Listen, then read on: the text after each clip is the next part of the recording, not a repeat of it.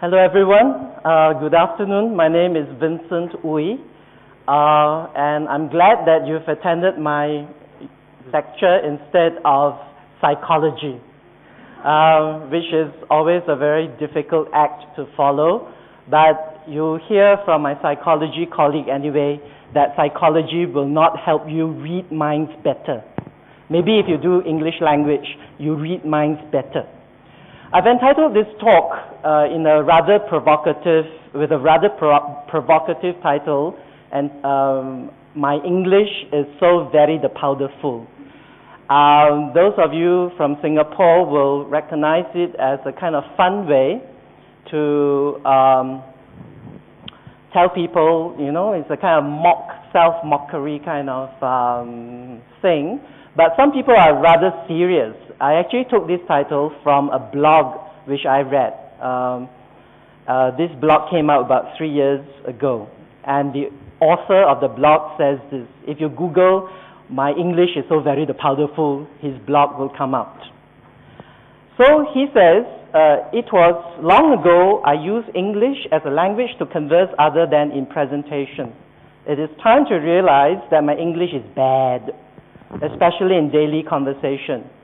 One is Kenji, the other is Dexter. I guess these are his friends. English-educated people whom I met recently speak good English. Not to mention they are good-looking too.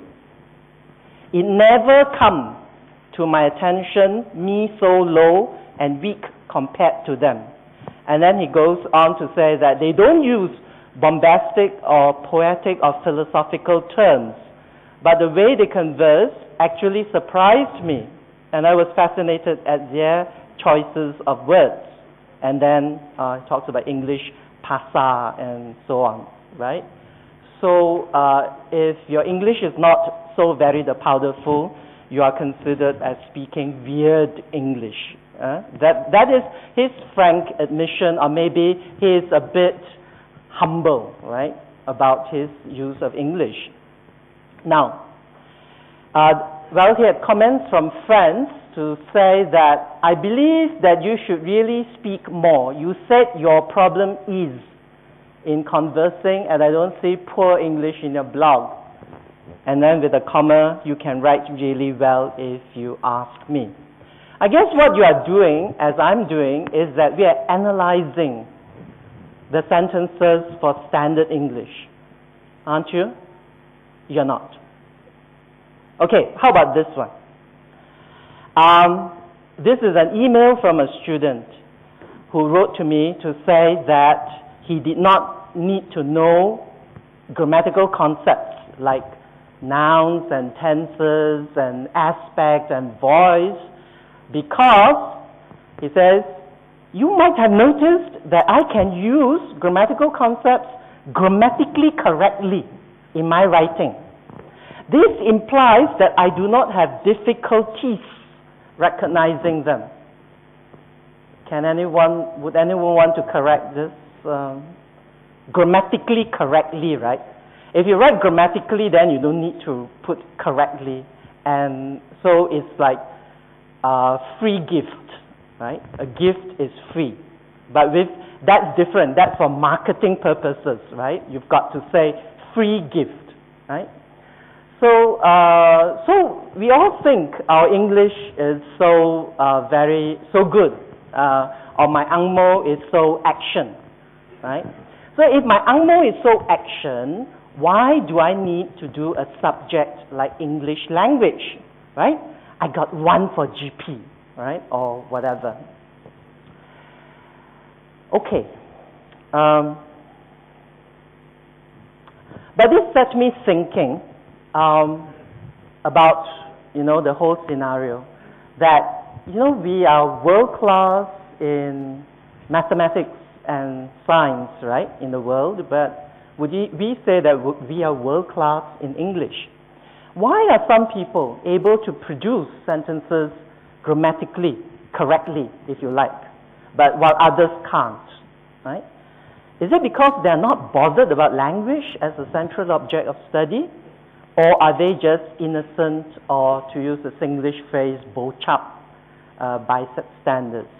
Now, when you study the English language, or when you study English, when you study language from a certain point of view called linguistics, and I figure some of you will have done the subject at A level, so you probably want to know what's the difference between the English linguistics program here compared with what you've done in JC.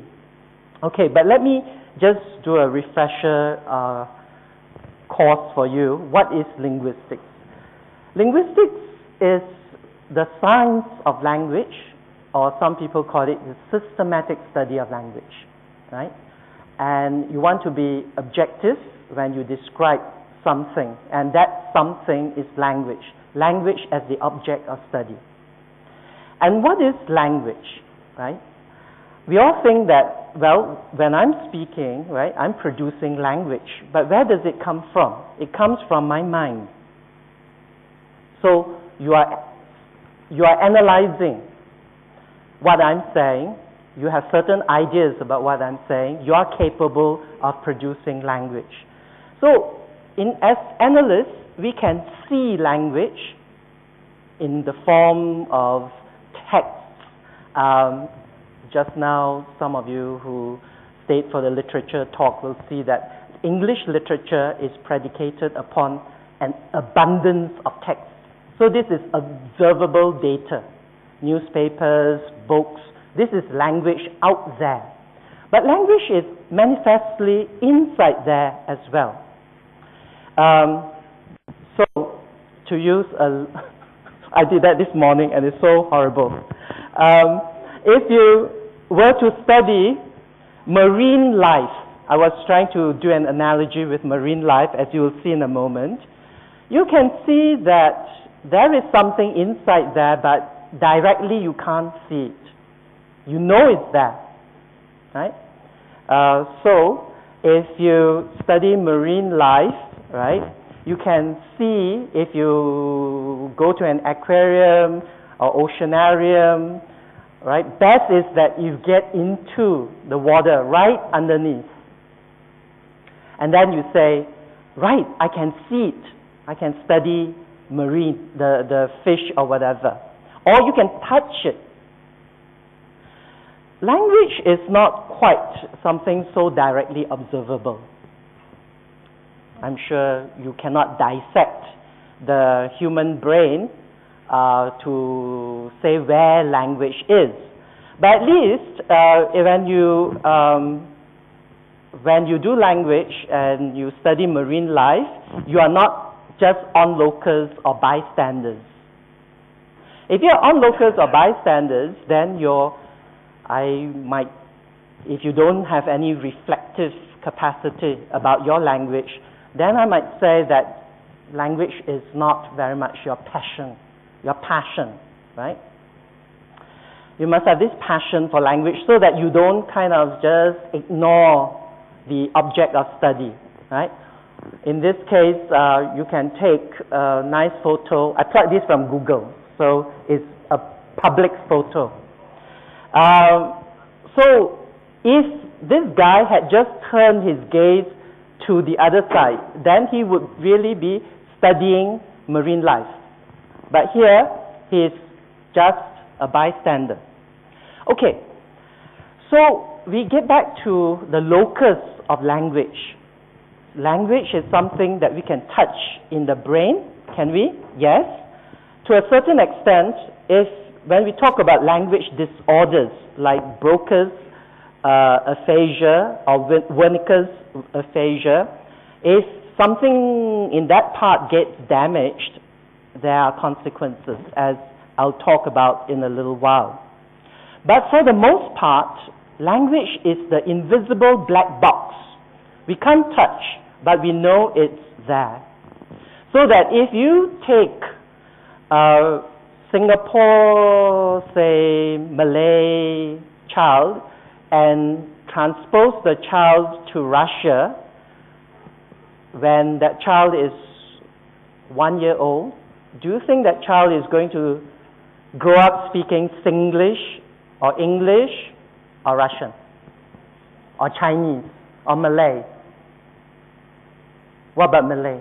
Will the child grow up speaking Malay if the child is not exposed to Malay, that is, in Russia? No, right? So there must be some mechanism that in the acquisition of language, right, around the ages from birth right up to about, they say, 14, 15 years old, that allows you to absorb, right, the mechanisms of language or the rules of language. So the linguistic faculty is a very wonderful one. Let me show you some of the principles of language and apply it to the English language. So when we say we know a language, means that we know the sounds of language. And you know the rules that govern the distribution of the sounds in the language. So you can say at the beginning of words, we say pale. You look pale. But you can also say you look pale. It sounds weird, but you can still understand it as P, right? But it's not so native, right? You look pale. What was it? The rhyme? Peter Piper played a what?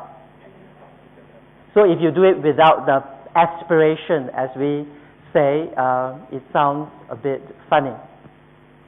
And you have to know the meanings of the words in the language. Okay, let me give you some examples.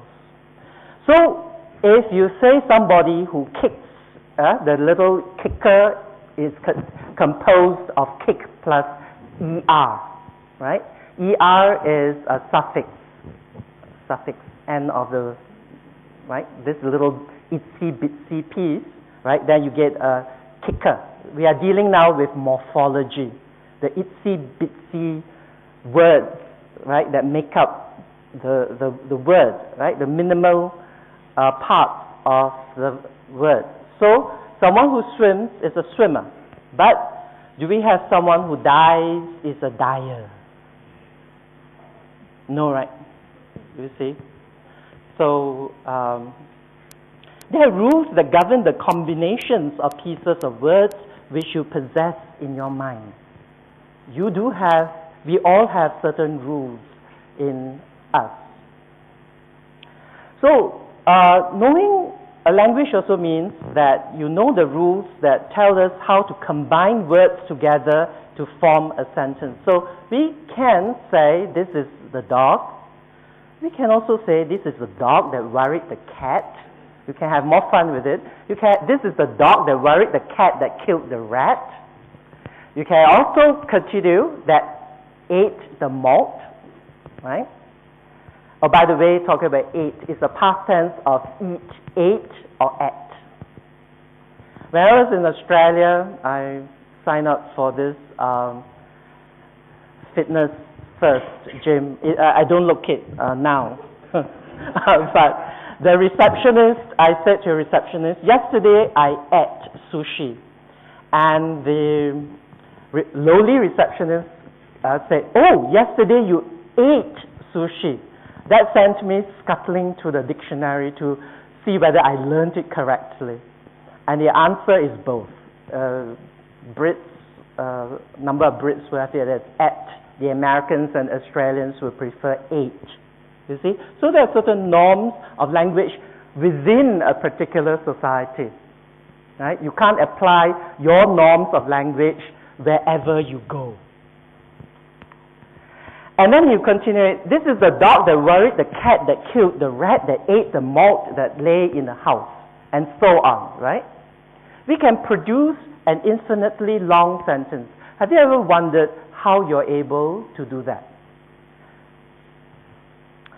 And would you say that we have many rules, in fact an infinite number of rules that create a sentence? And the answer to that is no. I can generate a new sentence that you've never heard before, like the green penguin killed my favorite cockroach. Have you ever seen that produced in a book? We call this the creative capacity of language, right? But we use a finite number of rules to do that. So, but of course this is simple stuff that you've already mastered, so tell me something new, okay? You have to know the rules that tell us how to combine words together to form a sentence, but they also have a special property. So if you take this sentence, right, take 13 and 14, most students came to the party, but not all students came to the party. Can you change it to, most students came to the party, but students came to the party? And we star it because we say it doesn't make sense. One, if you do the first part, the truth, of the second would depend on the first. Just a little, not all, and you have a weird sentence. Okay, then you also need to know the meaningful relations that hold between words and sentences. So when you do linguistics, when you come to us, we teach you how to be sensitive to the nuances of language so that you don't get into trouble with your wife or husband or your boyfriend or girlfriend, right? So when the wife says, the wife says, I need the car. And the husband says, I must have it. And then the wife says, oh, that will be nice for the family, right? Yeah? So, the point is that speakers have the ability to use a sentence to express a meaning, which is not the literal meaning of the sentence. Okay, of course, you know this joke which was taken. This is not my original. This is taken from the internet. He says, this linguistic professor tells the class, in English, a double negative forms a positive. Oh, by the way, I have two students of the English language with you. I can say all I want about the wonderful things that the program does for you, but they are best suited to tell you, right? So give me a sentence where a double negative becomes a positive.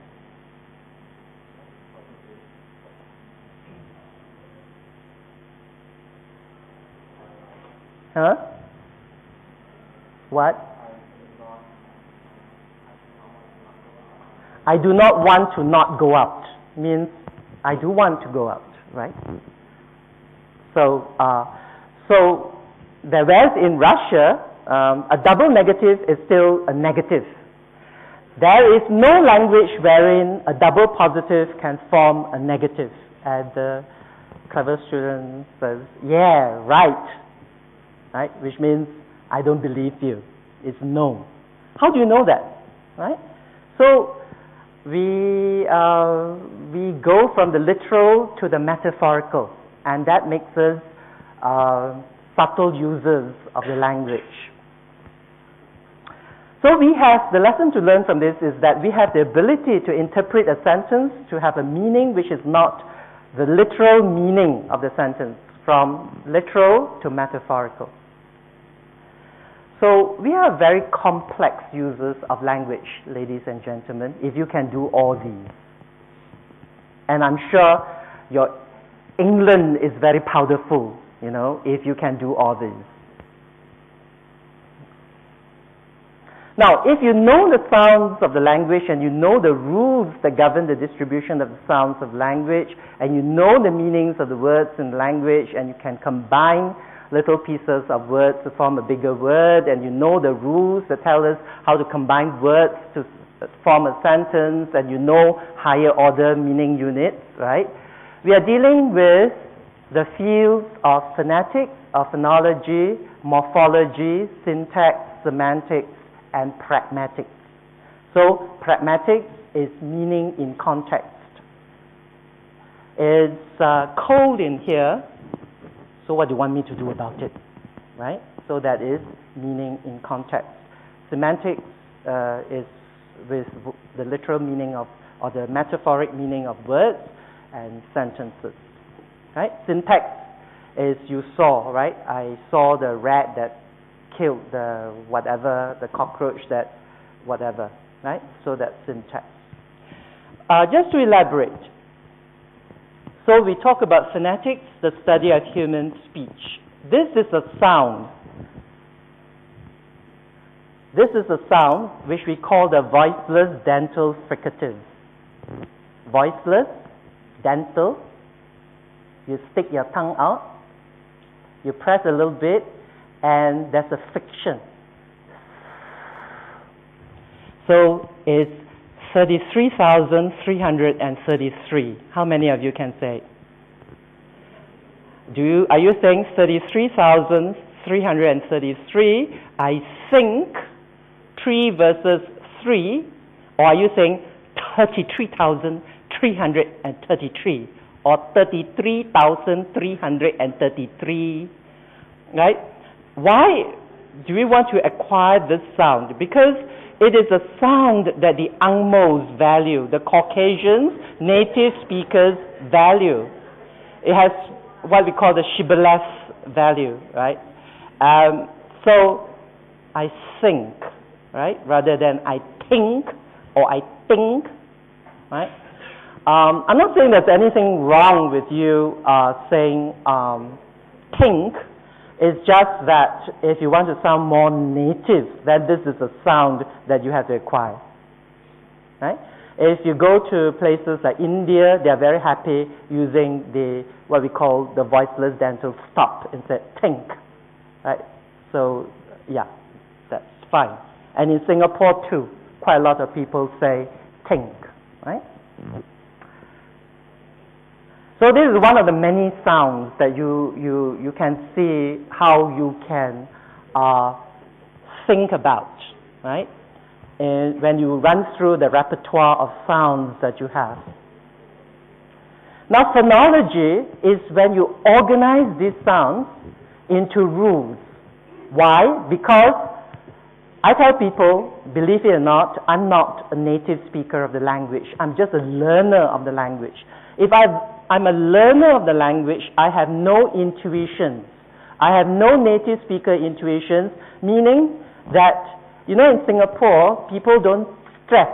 They do not put the stress mark on the right word. So, this is an organization. This is an organization. That's what some of your friends say, right? But if I would ask you, where is the stress mark, the primary stress? Is it organization, organization, organization, organization, organization? Where is it 1, 2, 3, 4, 5? There is a... How many of you say 4? Hands up. I like interactive audience. How many of you say 3? 2, 1, the last one.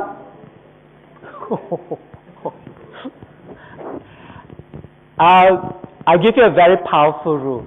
Every time you have a word that ends in shen, the stress is on the syllable before that. So the ones who went for 4 will be correct. So anything which ends with a shen, it will be organization, zation. So this is what phonology tries to teach you. Right? If anything, if you don't remember anything, I go to university. So I go to university. I go to university. I go to university. I go to university. I go to university. Where's the stress? The third one. Very good. University. All right? So you have a bit of class or class in your speech. So morphology, I've already gone into the itsy-bitsy suffixes, right, or affixes, prefixes, right, that make up the word. Yeah, so this is the Aryan thing, vegetarian. Okay. So a humanitarian is someone's body who eats humans, right? Since a vegetarian is someone who eats vegetables. True or false? True. Is it the same suffix? So we work on things like these. Now, Singlish. I've written quite a number of pieces on Singlish, and if you go to my website next week, I'll give you an article published just 2 months ago in commentary on what I think about the whole issue. It's always between Singlish and Standard English. Isn't there somewhere in between? Let me prove to you. How many of you think killer litter is Singlish and not something else? Singlish, all right, 1 for Singlish. Do you think it's Singlish? Is it the same as kia su swa ku swa ting? Why you so like that? No, right? Killer litter, if you don't call it killer litter, right, that nasty bird cage that's about to drop, right, as killer litter, what else are you going to call it? What? You see, in Angmo English, litter, you throw something that is non-harming in that sense. It does not kill someone. But when you throw fridges out, washing machines out, they even throw humans out that fall on other humans and kill them, right? That's actually, I'm telling the truth, right? And so we invented this term called killer litter. And I don't think it is English. We call it Singapore English, right?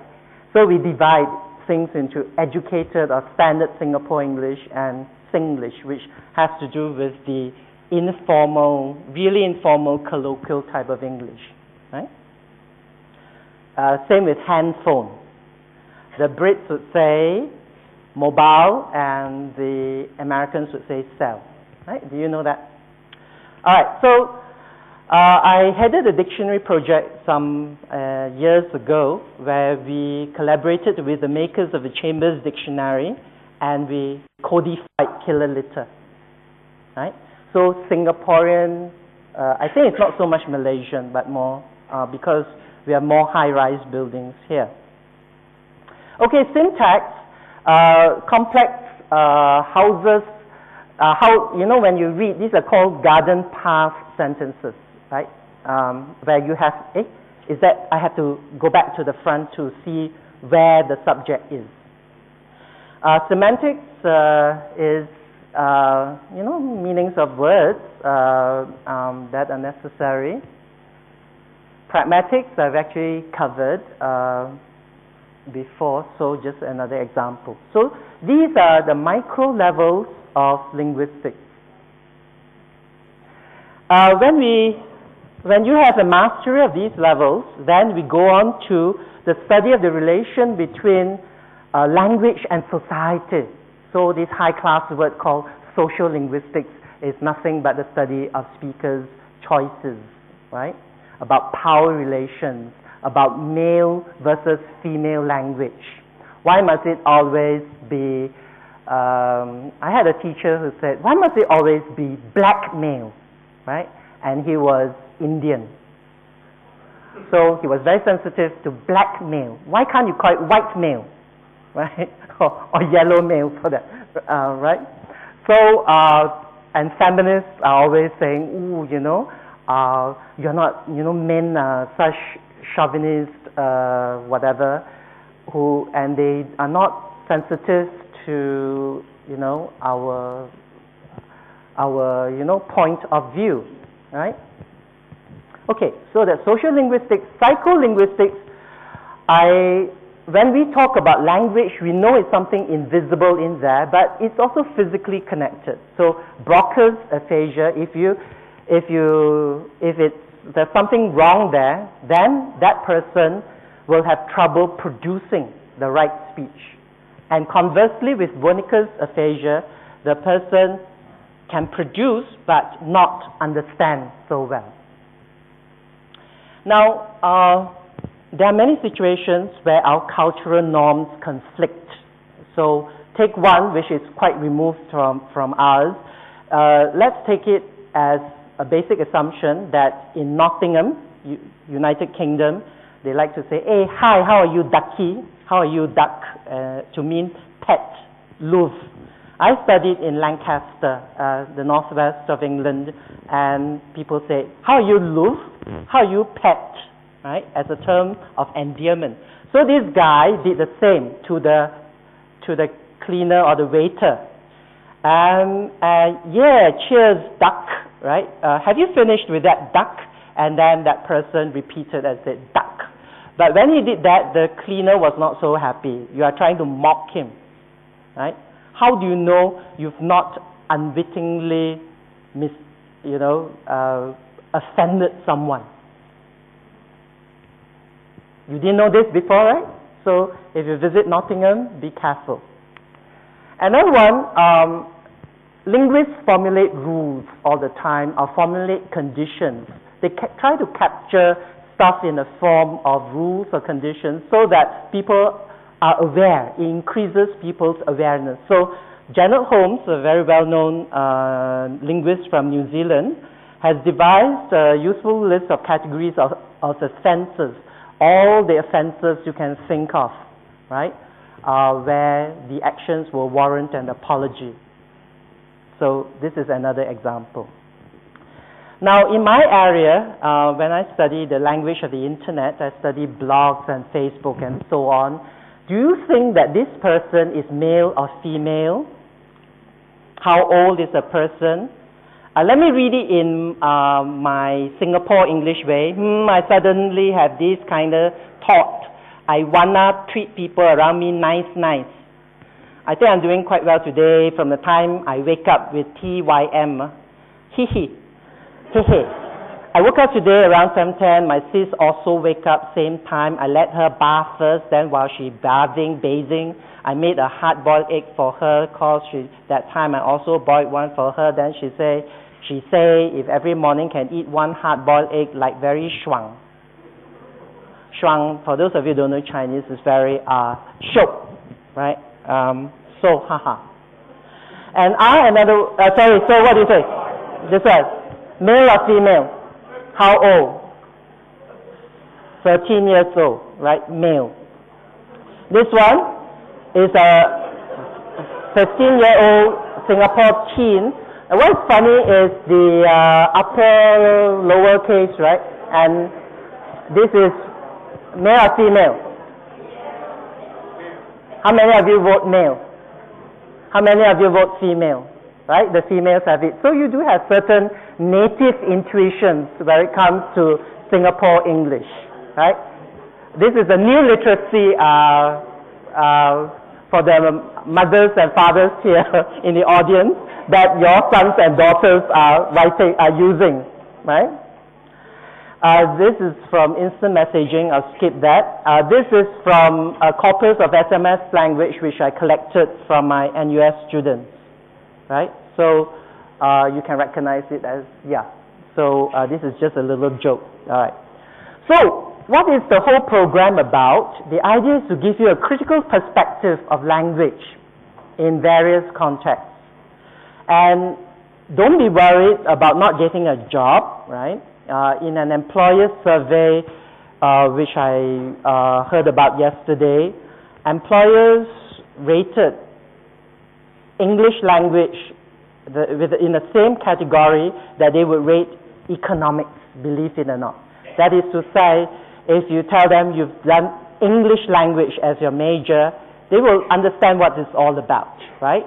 But you can tell them, of course, right, when you graduate, that it's not just about language proficiency. For that, we have the Center for English Language Communication and the Center for Language Studies. We focus on studying language in a systematic, principled sort of way. So those who enter the program cannot be people who have to take the qualifying, or those who take the qualifying English test but do not pass, right? We have certain areas. So those of you who have done English language and linguistics at A levels, I understand that it has more to do with sociolinguistics. So we broaden your appeal to do with psycholinguistics, with the historical aspects, with the computer-based way of analyzing language. What you are doing is that you're analyzing language, right? Specifically the English language, right? From various perspectives, from a literary perspective, from a historical perspective, from a computer-based perspective, or socio-political, cultural way. So this is a range of modules which you can see. I'm not going to run through all of them. Yeah, at the second up to the fourth year, and these are your teachers. These will be your teachers who are well versed in various aspects of the of linguistics. Okay, what can you graduate with? These are the usual. You can be a single major. You can do it as a second major. You can, in 4 years, if you do it as with 160 modular credits, then you graduate with honors. You can minor in the language. You can so you can have a choice of English language and English studies. English studies is where you combine it with literature, whereas with minor, any minor is only 6 modules. So you read 6 modules in English language, and of course we hope that you will go on to do an MA and PhD. And so these are just some of the requirements. And what you do, as I said, you can be a generalist, or you can go on to become more of a specialist. And some of our alumni are here. Roland and what's your name?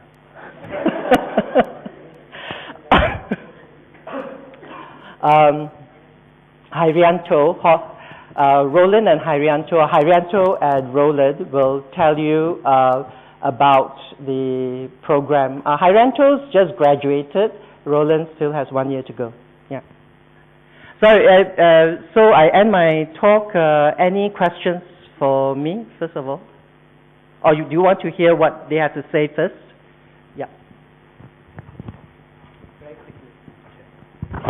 Hello. I think the first thing about coming to NUS, you have to battle with the coldness in the lecture theatre, as you all can tell. I guess my experience in the language itself for 4 years, apart from what you have heard, and I think I do see some familiar faces. I think you guys dropped by at our booth earlier on. I think more importantly, when you come into university, it is important that you like what you want to do, and I think I actually liked English language first. And then after that, when I got into the program, I realized that, hey, the lecturers are cool. I mean, we are quite close, and I think it's important because the community is quite small. I'm not going to talk so much about the academic aspect of it. I think Roland will touch on that. I will talk more about the social aspect of it. I think being in university is very important that you build kind of like a social, you build a group of your own when you do projects and all that. So with English language, because the community is very small, everybody knows one another, and then you go for lessons together and all that, you tend to build a very close friendship. And do not undermine this, because it is really, really important, especially when it's the crunch time, when you have exams coming up in the last few weeks where you have your assignments and your deadlines. It's very important that you have this support system with your friends, and you can get that in the English language program, because everybody, like I said, it's a small community, everybody knows one another, and we tend to do a lot of projects together. And it's not only just to your batch, you do know your seniors as well, you do know your juniors as you progress on. Roland is in year 3, I am graduating, but we've done projects together, and it's amazing because, towards the end, you're just like, good Lord, I just want this to be over, but then you have your friends who are going through the same thing as you, and then it makes things a whole lot better. And then the last thing, of course, that I just want to talk about, I know some of you guys are probably afraid of, oh no, what am I going to do with an English language major? I had the same problem as well. And then oftentimes a lot of my relatives, my friends, they go like, oh, you want to be teacher, ah? And then I will, thank you, I will roll my eyes, either right in front of them, or I will turn around and then roll my eyes and then look back at them again, whichever. Or I'll be really sarcastic, you know, using whatever that I've learned to do it subtly, of course. So it's not just about teaching. True that a lot of my friends are going to be teaching. I don't deny that. But I do have friends who are also in politics. I have a senior who is in Ministry of Defense. He's an analyst and intelligence. I have friends who are in media doing both broadcast and journalism. I have friends who are in PR, advertising and marketing. There is a whole array of things that you can do. And more importantly, because right now I'm looking for jobs, I'm scouring the employment ads for jobs. A lot of the jobs are asking for employees or, you know, people who apply for jobs, applicants, to have a good command of English, and that is the first criteria that they are always looking for. Of course, I'm not saying that if you go into the program, you speak like Prof. Vincent Ooi right here. You know, we still do have people who don't really speak that well, but generally you do learn, you know, the skills that are required for you to polish up your linguistic skills. Yep. Right. Sorry. For those who are wondering if you want to major in English language or you don't know what to major in, I can tell you my personal story, because I applied to FASS wanting to major in economics. So, you know, I did IB, so back in IB I did economics, and it was like economics like all the way. And then after that, when I came to uni, I did EC 1101E, and I was like, oh no, this is totally different, this is not what I was expecting. So luckily during that semester, first semester, I was taking EL 1101E as well, and that suddenly sparked something in me, like, oh, I've always wanted to do this. So if you want to major in English language or any other kind of major in English language, yeah. I guess you have to have that passion or interest, which can be cultivated into a passion. So I've always had it in me that I liked words and I've liked language in general. So it made it easier for me to change to English language. And now I think it's the best decision I've made, because I've enjoyed it until now. Yeah. So what I actually like to do in English language, I'm very structuralist. So I like syntax. I like the technical aspects of the language. I like grammar. I like, you know, all those weird sentence formations. Like you can create infinite sentences. I like those kinds of things. So if you want, like, for example, I just finished my level 4 syntax module, and me and my groupmate did some research on Singapore English. So we investigated the structure of Singapore English, the negation in Singapore English. So, like, for example, when you say, I don't know everything, in standard English, you'll only have one reading, which means I don't know everything, but I do know some things. So I don't know everything. But in Singapore English, you can get 2 readings, which means like I don't know anything at all, or the other reading. So we investigated this, and we discovered that it has actually a relationship, a connection with Chinese. Like when you say, well, I don't speak Chinese, by the way, but yeah, even if you don't speak Chinese, you can analyze Chinese, right? So cool. Anyway, so yeah, so we say 我什么都不知道, something like that, right? So I what also don't know. So in Singapore English, you also say I everything also don't know, which means I don't know anything at all. So we investigated this, and it was really interesting, and I'm going to further the study probably for my thesis next semester. So yeah, so you can do anything you want related to language. It's really interesting. Yeah. And on that note, I hope you do know something about the English language program, and we thank you. Thank you.